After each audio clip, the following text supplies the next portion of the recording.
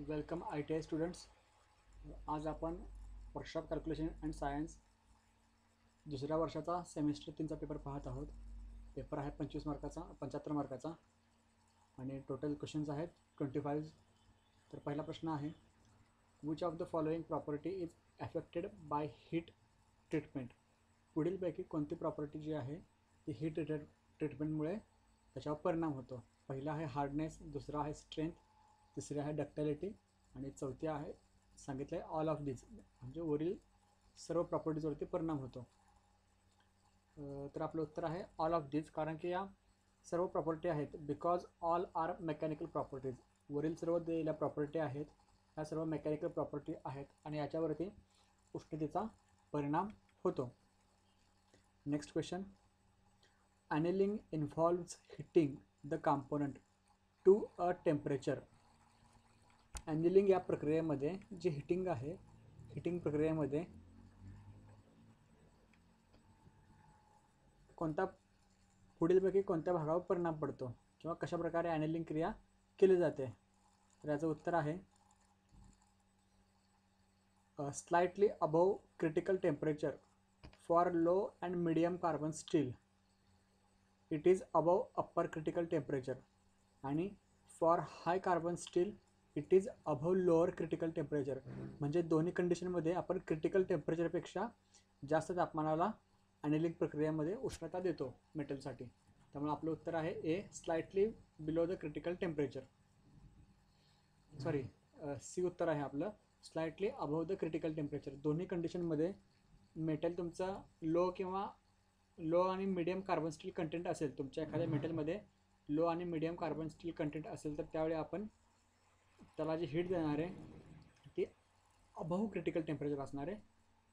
आणि for high carbon steel content, ज्या मटेरियलमध्ये तुमचं कार्बनचं कंटेंट जास्त आहे त्याला आपण अबव लोअर क्रिटिकल टेम्परेचरच्या थोडंसं वरती टेम्परेचर देणार आहे. नेक्स्ट क्वेश्चन आहे, solution of equation x² - 4x + 3 = 0. तर याच्यामध्ये आपल्याला काय करायचं आहे, याच्यामध्ये आपल्याला एक्सच्या किंमत काढायच्या आहेत. आता हे पॉलिनॉमियल फंक्शनमध्ये बायनॉमियल फंक्शन आहे, कारण की याचा घातांक जो आहे संख्येचा तो आहे 2. ह्याची मांडणी कशी करणार आपण, ax² + bx + c.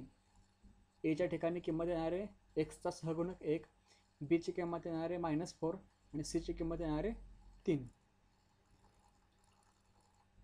आपलं दिलेलं इक्वेशन आहे x² - 4x + 3 = 0.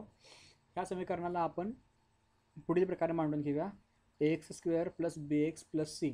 म्हणजे एची किंमत आली 1, बीची किंमत आली -4 आणि सीची किंमत आली 3, जे आपण या ठिकाणी मांडून घेतलेलं आहे. आता या समीकरणानुसार आपण एक्सच्या किंमती काढू शकतो. समीकरण काय आहे, -b ± √b² - 4ac भागिले 2a. आता या ठिकाणी बीची किंमत काय आहे, -b दिलेला आहे आपल्याला या ठिकाणी -b आणि आपली बीची किंमत आहे -4. -4 आणि मायनस साईन ह्या दोघांचा गुणाकार किती येणार आहे, -- अधिक वजा चिन्ह वर्गमुळामध्ये b² -4चा वर्ग किती येणार आहे 16 वजा 4ac. ए आणि सीचा गुणाकार 3 × 1 3 आणि 3 × 4 12. तर ह्या ठिकाणी आपण लिहून घेतलं भागिले 2a 2 × 1 1. आता या ठिकाणी वर्गमूळ काढलं आपण. वर्गमूळ काढल्यानंतर आपल्याला उत्तर मिळतं की वर्गमुळात 4चं उत्तर जे आहे ते +2 पण असू शकतं किंवा -2 पण असू शकतं. कारण -2 × -2 जरी केलं तरी उत्तर येणार आहे ते +4च येणार आहे आणि +2 × +2 जरी केलं तरी उत्तर येणार आहे ते +4च येणार आहे. यानुसार आपलं फायनल आन्सर येतं एक्सचं 4 + 2 / 2 बरोबर ह्यांचं उत्तर आहे 3 किंवा 4 - 2 / 2 यांचं उत्तर आहे 1. तर आपला 3 आणखीन 1 ह्या दोन संख्या आपल्याला मिळतात. त्यामुळे आपला आन्सर आहे ए. चौथा प्रश्न, the sum of 3 consecutive number is 126. Number are. प्रश्न खूप साधा आहे आणि सोपा आहे. विचारलं का आहे, कॉन्सिक्युटिव्ह म्हणजे एकामागे एक सरळ येणारे नंबर, त्यांची बेरीज किती येणार आहे 126. मग पुढीलपैकी या 3 संख्यांची बेरीज करायची की जेणेकरून तुम्हाला 126 हे आन्सर मिळालं पाहिजे. तर आपलं ते आन्सर आहे 41 + 42 + 43. या तिघांची बेरीज केली तर आपला आन्सर येते 126. ऑप्शन डी हे बरोबर उत्तर आहे. 5वा प्रश्न, in a series circuit of L ची व्हॅल्यू दिलेली आहे 15 milli mH, C is equal to 0.015 microfarad आणि रेजिस्टन्स आहे 80 ohm. The impedance at resonance is. आता आपल्याला इम्पिडन्सची व्हॅल्यू किती आहे ते आपण काढणार आहे. रेजिस्टन्स, इंडक्टन्स आणि कपॅसिटन्स या 3 गोष्टी आपल्याला ते दिलेल्या आहेत. रेजिस्टन्स आहे 80, कपॅसिटन्स आहे 0.01 मायक्रोफॅरेड, इंडक्टन्स आहे 15 mH. तर या ठिकाणी फॉर सिरीज रेझोनन्स आपलं सर्किट आहे ते सिरीज सर्किट आहे. For series resonance circuit impedance Z is equal to resistance. Series सर्किटमध्ये तुमचा रेझोनन्स इम्पिडन्स जो आहे तो रेजिस्टन्स एवढाच असणार आहे. त्यामुळं आपलं रेजिस्टन्स दिलेला आहे 80. त्यामुळं झेडची व्हॅल्यू जी आहे इम्पिडन्सची व्हॅल्यू ती सुद्धा 80 असणार आहे, 80 ohm. Question 6, two coils with self inductance of 3 Henry and 4 Henry have a mutual inductance of 3.2 H.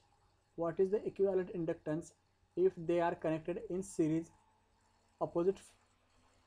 opposition fashion? या प्रश्नाचं उत्तर पाहूया. आता जर there is no mutual inductance, जर सर्किटमध्ये कोणताही इंडक्टन्स नसेल तर टोटल इंडक्टन्स काढण्याचा फॉर्म्युला आहे LT म्हणजे टोटल इंडक्टन्स बरोबर L1 + L2. आणि दुसरा ऑप्शन आहे if there is mutual inductance in circuit. जर तुमच्या सर्किटमध्ये म्युच्युअल इंडक्टन्स असेल तर फॉर्म्युला आहे LT is equal to L1 + L2 + 2M. आता या ठिकाणी आपला म्युच्युअल इंडक्टन्स किती दिलेला आहे 3.2 H. 3.2 H हा आपला म्युच्युअल इंडक्टन्स असल्यामुळे आपल्याला हा फॉर्म्युला वापरावा लागणार आहे. फॉर्म्युलामध्ये LT टोटल इंडक्टन्स बरोबर L1 ची किंमत आहे 3, L2 आहे 4, म्युच्युअल इंडक्टन्स आहे M जो आहे 3.2. तर ह्या समीकरणानुसार आपल्याला LT मिळते 13.4 H. त्यामुळे आपला आन्सर आहे B. फॉर्म्युला लक्षात ठेवा, उपयोगी पडतील. नेक्स्ट क्वेश्चन 7वा, if a resistor R 40 ohm, capacitor C 50 microfarad and inductor L is equal to 80 milli Henry are connected in series with a voltage V is equal to 150 sin 100t. What is the maximum current delivered by the source? याचा answer पाहूया आता आपण.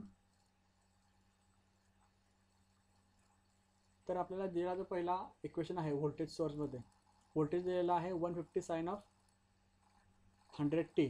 आता हे जे equation आहे याचा basic formula काय आहे तर तो आहे V0 sin of omega T. Omega T काय आहे, ओमेगाची व्हॅल्यू किती येणार आहे आपली 100. वी नो आता ओमेगा हा कशाचा इक्वल आहे, फ्रिक्वेन्सी बरोबर त्याचं रिलेशन कसं आहे, omega is equal to 2πf. आपल्या या ठिकाणी आता एफची किंमत माहीत नाही आहे, ओमेगाची किंमत माहिती आहे 100. त्यामुळं ओमेगा भागिले 2π किती येते 100 भागिले 2π येणारे आन्सर 15.923 हर्ट्ज हे झाले आपली फ्रिक्वेन्सी. आता त्यानुसार आपला हा फॅक्टर आपण काढणार आहे XC is equal to 1/2πfc. एक्सची किंमत आहे तशी भागिले 2, पायची किंमत 2 3.14, एफची व्हॅल्यू जी आपण आता काढली 15.923 गुणिले सी आपल्याला दिलेला आहे 50 मायक्रोफॅरेड. आता मायक्रोमध्ये म्यू हे जे चिन्ह आहे म्यू याचा अर्थ काय होतो 10⁻⁶. सीची व्हॅल्यू आली 50 मायक्रोफॅरेड 10⁻⁶. हे सोडवलं की आपल्याला आन्सर मिळते 200. एक्सेलची व्हॅल्यू काढताना फॉर्म्युला आहे 2πfl.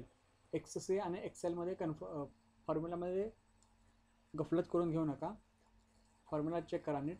XC चा फॉर्म्युला काढताना व्हॅल्यू आहे 1/2πfc आणि XLची व्हॅल्यू आहे 2πfl.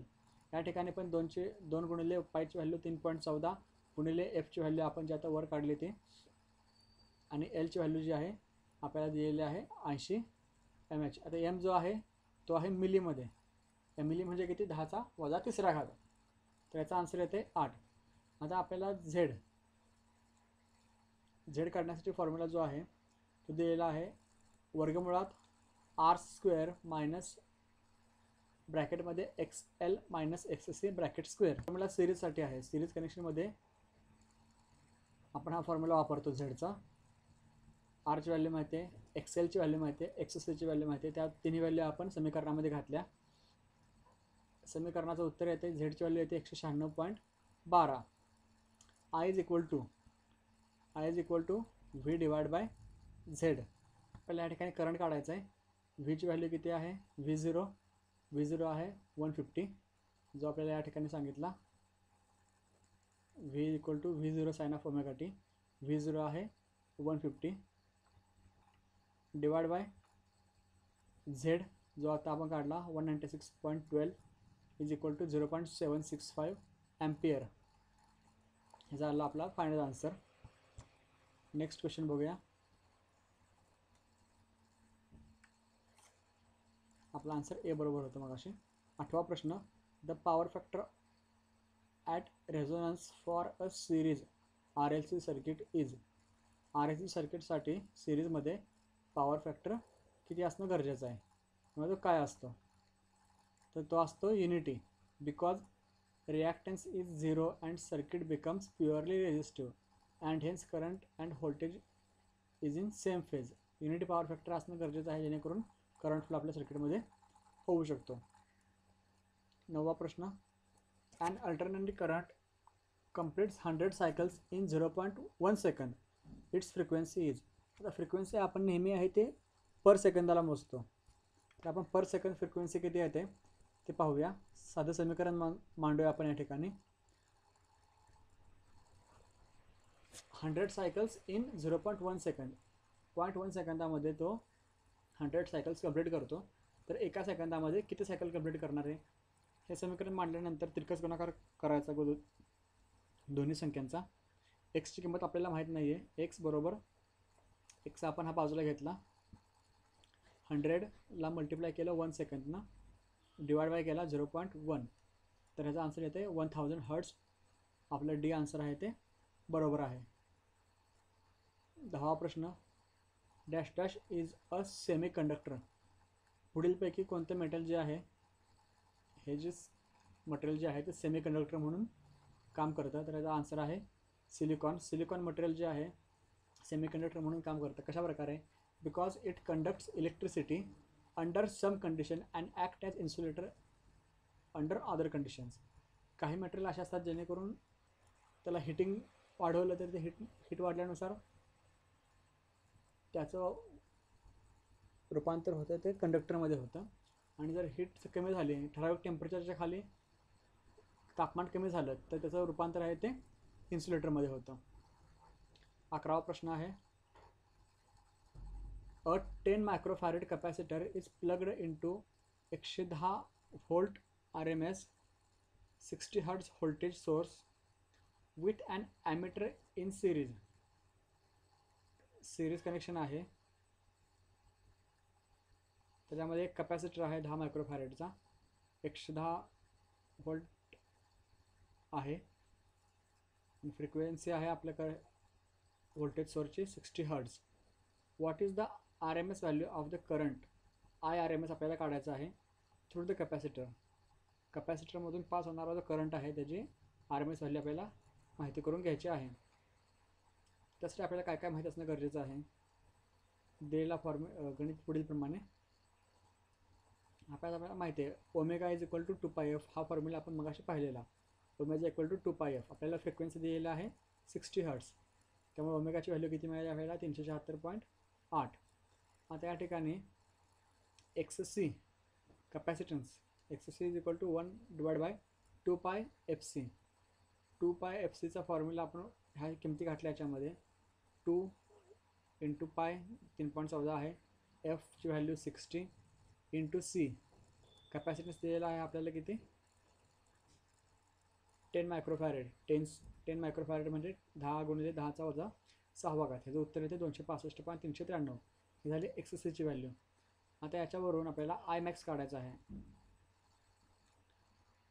त्याआधी आपल्याला व्ही आर एम एसची व्हॅल्यू किती दिलेली आहे, आर एम एस व्हॅल्यू किती दिलेली आहे 110 volt. V R M S 110. तर व्ही आर एम एसचा फॉर्म्युला किती आहे 0.707 व्ही मॅक्स. त्या व्हॅल्यू पुट केलं तर आपल्याला व्ही मॅक्स मिळतो. V max is equal to 155.587. आता मग आपल्याला एक्ससीची व्हॅल्यू मिळाली आणि व्ही मॅक्सची व्हॅल्यू मिळाली. त्यानुसार आपण दोन्ही किमती या समीकरणामध्ये भरल्यानंतर आपल्याला आय मॅक्सची व्हॅल्यू मिळते. ती किती आहे 0.586. आणि आय आर एम एसचा फॉर्म्युला किती आहे 0.707 आय मॅक्स.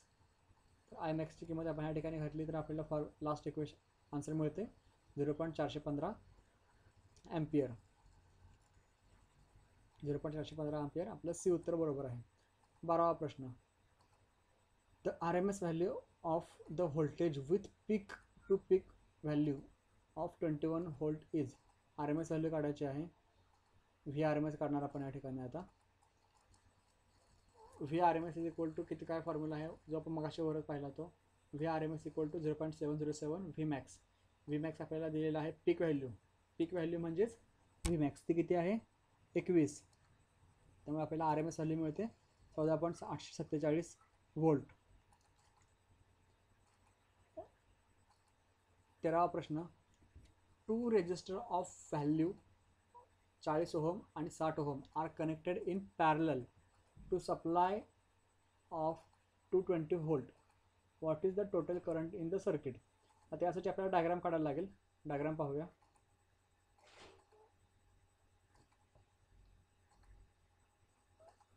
डायग्राम प्रश्नामध्ये सांगितल्याप्रमाणे रेजिस्टर्स ऑफ व्हॅल्यू 40 आणि 60 ओहमचे 2 रेजिस्टर आहेत. हे पॅरलल आहेत कनेक्ट केलेले.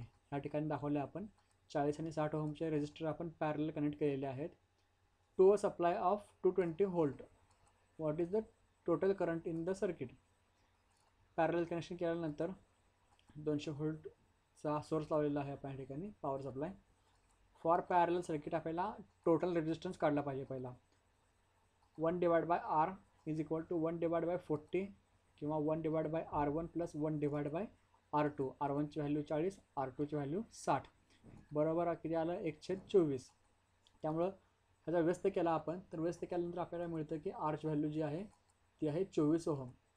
आता ओहमच्या नियमानुसार व्होल्टेज सोर्स आपला आहे 220 व्होल्टचा. त्यानुसार आयची व्हॅल्यू किती येणार आहे 220 भागिले 24 V/R is equal to 9.167 ampere. 9.167 ampere. 13वा आन्सर बरोबर आहे. 13वा प्रश्नाचा आन्सर आहे बी. 14वा प्रश्न. 3 capacitor of value 6 microfarad and 100 volt each are connected in series. 6 microfarad आणि 100 व्होल्टचे 3 कॅपॅसिटर आपण सिरीजमध्ये कनेक्ट केले आहेत. What is the value and working voltage of the equivalent combination. या कॉम्बिनेशनचा वर्किंग व्होल्टेज किती असणार आहे आणि टोटल व्हॅल्यू किती जाईल ते आपल्याला काढायचे आहे.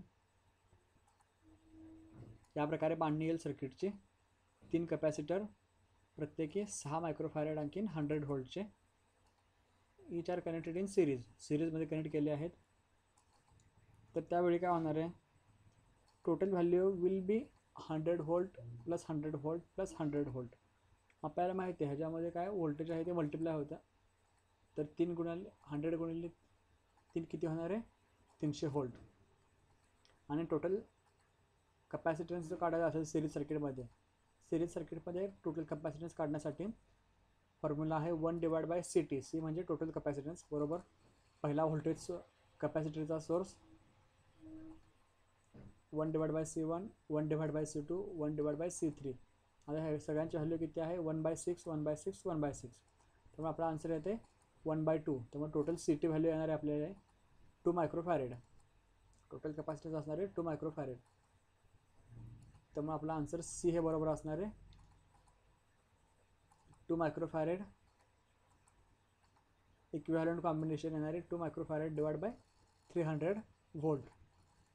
15वा प्रश्न, the equivalent value of a parallel combination of 3 capacitor 37 microfarad and 600 volt if value of first and second capacitor are 22 microfarad 600 volt and 10 microfarad 600 volt respectively. What is the value of third capacitor? आता आपल्याला ह्या माहिती आहे की voltage जे आहे ते parallel सर्किटमध्ये आहे ते सेम राहतं.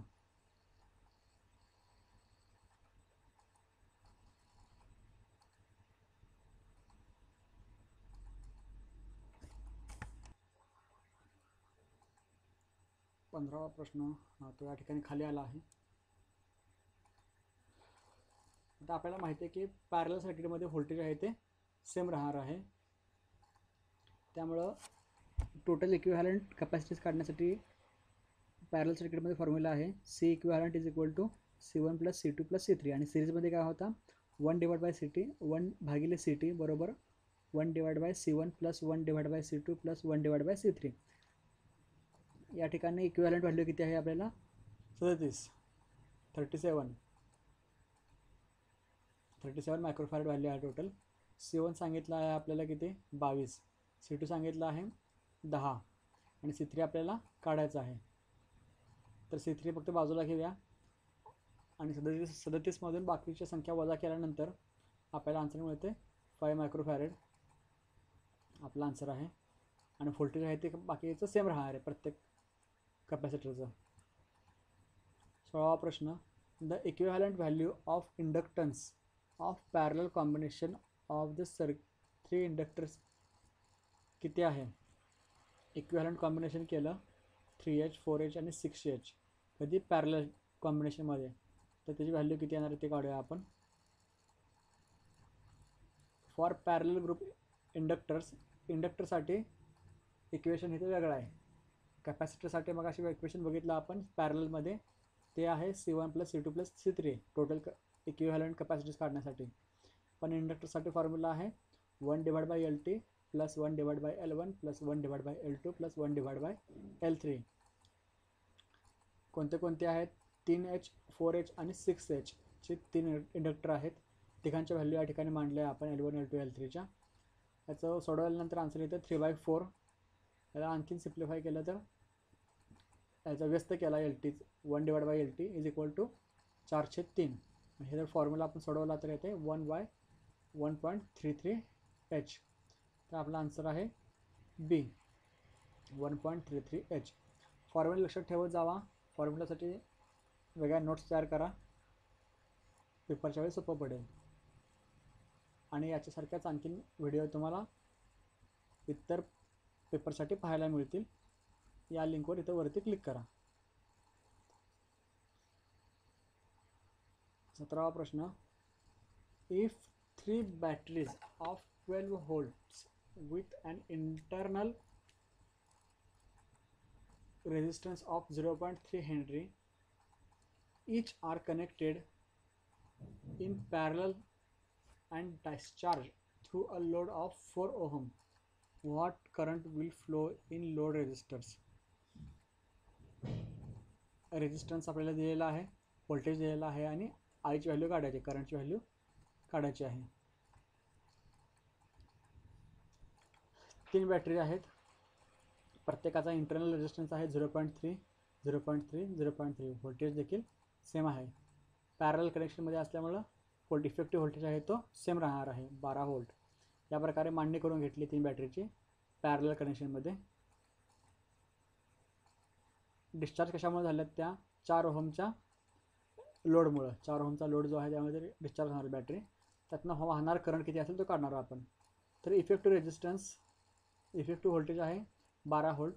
इफेक्टिव्ह इंटरनल रेजिस्टन्स जो आहे पॅरलल सर्किटमध्ये रेजिस्टन्स काढण्याचा फॉर्म्युला आहे तो 1/R. Total resistance equal to 1/R1 + 1/R2 + 1/R3. आता R1 आणि R2 आणि R3 काय आहेत, तर हा प्रत्येक बॅटरीचा इंटरनल रेजिस्टन्स आहे. या ठिकाणी तो सेमच आहे 1/0.3 प्रत्येकाच्या ठिकाणी मांडला आपण. टोटल आपल्याला 1/R ची व्हॅल्यू मिळाली 10 त्यामुळं R इज इक्वल टू 1/10 याचा व्यस्त केला आपण. फायनल आन्सर येतो 0.1 ओहम. हा झाला आपला इंटरनल रेजिस्टन्स. आता आपला ओहमच्या नियमानुसार व्होल्टेजचा फॉर्म्युला काय आहे, V is equal to I R. V बरोबर आय आणि आर आता या ठिकाणी कोणते कोणते येणार आहेत, स्वतःचा इंटरनल रेजिस्टन्स आणि शिवाय बाहेरचा लोड आहे तो त्याचा रेजिस्टन्स 4 ओहम. टोटल आहे कॅपिटल आर म्हणजे लोडचा resistance 4, internal resistance small R तो आहे 0.1. याच्यावरनं सोडवल्यानंतर आपल्याला फायनल आयची व्हॅल्यू मिळते, करंटची व्हॅल्यू मिळते, ती आहे 2.993 ॲम्पियर, जी जवळपास 3 ॲम्पियरच्या फार जवळ आहे. आणि आपल्या ऑप्शनमध्ये दिलेल्या ऑप्शनमध्ये 2.99 ऑप्शन नाही आहे, 3 ऑप्शन आहे. तर आपलं आन्सर आहे सी. 18वा प्रश्न. 1 kilovolt ampere 24 volt DC input inverter draws and average current of 40 ampere. 40 ampere current ह्यातनं पास होतो आहे from the batteries at fixed output load. If available batteries are of 6 volt 80 ampere hour charge सांगितला आहे हा. How will you connect the batteries to get 3 hours backup time from the battery bank. पुढील पैकी कोणत्या प्रकारे आपण battery जर जोडल्या तर आपल्याला 3 तास बॅटरी बॅकअप मिळणार आहे. उत्तर पाहूया. बरं, सांगितलं का आपल्याला इन्व्हर्टर जो आहे, इन्व्हर्टर व्होल्टेज आहे ते आहे 24 व्होल्ट, करंट फ्लो किती आहे 40 ॲम्पियरचा, बॅकअप टाईम आपल्याला पाहिजे 3 तास. त्यामुळे टोटल एनर्जी रिक्वायर्ड किती आहे, टोटल एनर्जी काढण्याचा फॉर्म्युला आहे V into I into T. व्हीची व्हॅल्यू 24 व्होल्ट, आयची व्हॅल्यू 40 ॲम्पियर आणि टी आहे तो तासामध्ये 3. तर टोटल आपल्याला इक्वेशन फॉर्म्युला वापरल्यानंतर आन्सर मिळतं आहे 2880 वॅट आवर. आपल्याला टोटल एनर्जी एवढी रिक्वायर्ड आहे. त्यानुसार आपल्याला अवेलेबल असलेल्या बॅटरी कोणत्या आहेत, ते 6 व्होल्टच्या बॅटरी आहेत, त्या 80 ॲम्पियर आवरच्या आहेत. We have 6 batteries of 80 ampere hour. Coulomb charge Q आहे 80 ampere hour. We know in series connection current remains same and voltage multiplies. आता आपल्याला 24 व्होल्टचे करंट आहे तो मिळवायचा आहे.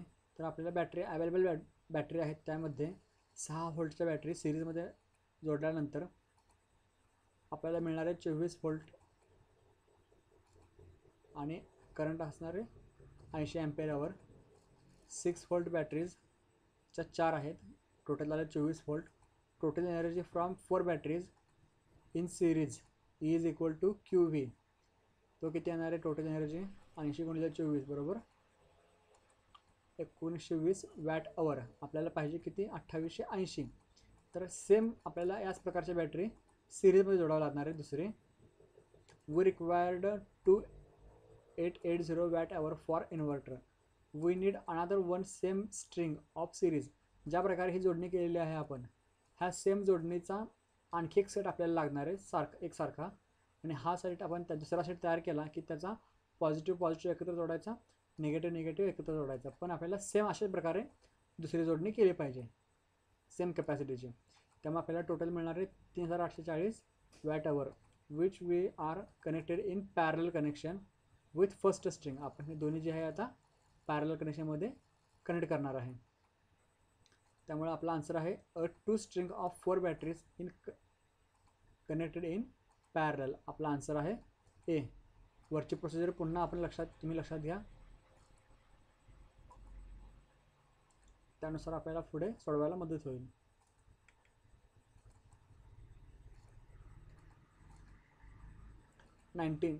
Next question. Hooke's law holds good within. Hooke's law हा कधी योग्य प्रकारे पाळला जातो, तर तो आहे इलास्टिक लिमिटमध्ये.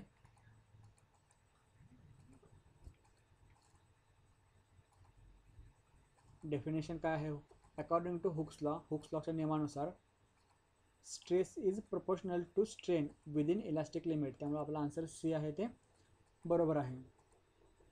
Next question. When a spring is stretched. एखादी स्प्रिंग जेव्हा ताणली जाते, the stress refers to dash dash and strain refers to dash dash. आता स्ट्रेस आणि स्ट्रेन कशामुळे तयार होतो, स्ट्रेस जो आहे तो फोर्समुळे तयार होतो आणि स्ट्रेन जो आहे तो इलॉंगेशनमुळे तयार होतो. Stress is causing due to applied force. एखाद्या मटेरियलवरती जेव्हा स्ट्रेस येतो तर तो काय येतो, त्याच्यावरती किती लोड आपण अप्लाय केला आहे, फोर्स अप्लाय केला आहे, त्या फोर्समुळे एखाद्या मटेरियलमध्ये स्ट्रेस येतो.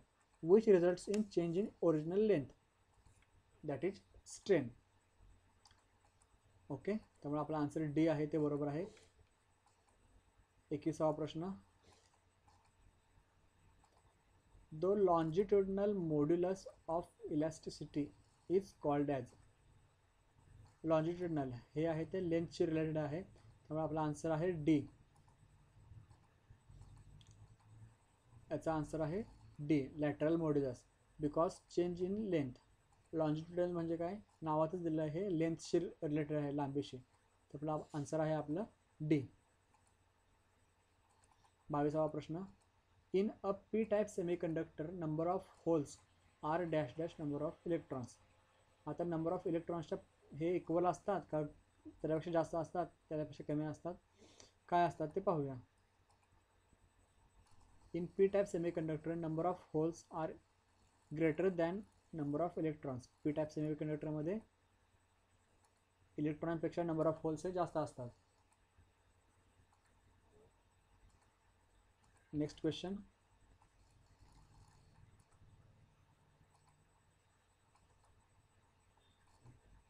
The value of dielectric constant for material is.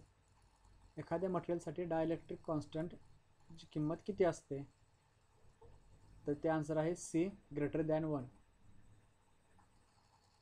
कारण की फक्त व्हॅक्यूमसाठी ती किंमत आहे ती 1 आहे आणि इतर वेळी कोणत्याही मटेरियलसाठी ती व्हॅल्यू 1 पेक्षा जास्त पाहिजे, त्याशिवाय त्यातून करंट पास होणार नाही. Next question. The energy band gap size for semiconductors is in the range of. पुढीलपैकी कोणत्या रेंजमध्ये energy gap band gap size असते, त्याचा आन्सर आहे बी.